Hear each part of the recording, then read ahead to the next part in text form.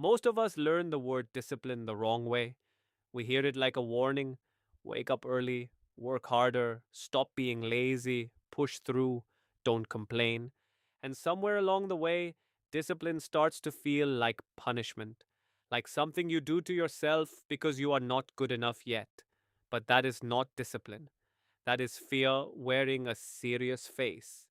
Real discipline is quieter. It does not shout at you. It does not humiliate you. It does not wait until you become perfect. It simply says, "This matters, so return to it." Again and again and again. That's the part people don't talk about enough. Discipline is not about becoming a machine. It is about becoming someone you can trust. Think about the last thing you promised yourself. Maybe it was a walk.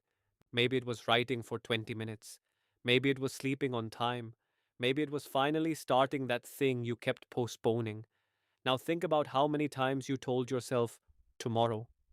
Not because you were incapable, not because you were broken, but because starting feels heavy when the mind is full of excuses dressed up as logic.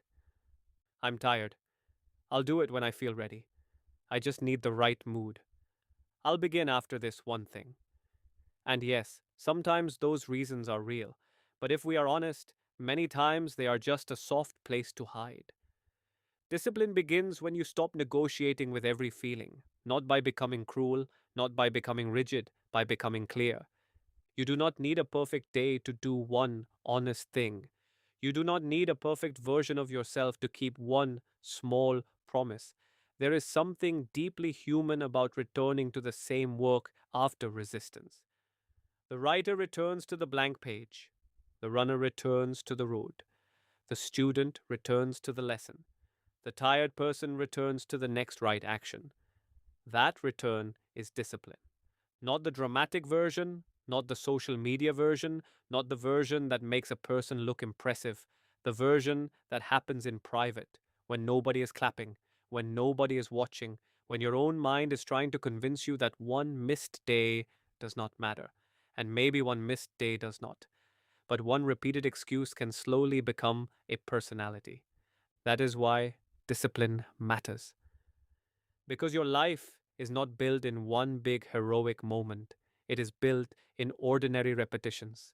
The alarm you answer, the message you send, the page you write, the glass of water you drink, the walk you take, the task you finish. Small things, but small things repeated become identity.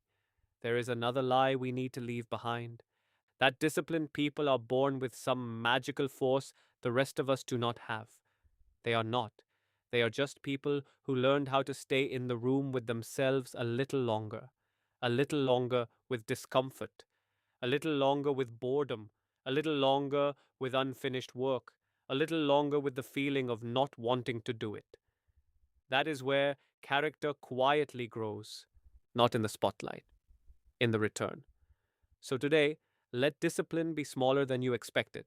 Not a punishment, not a test, just one honest return, one page, one walk, one refusal to abandon yourself.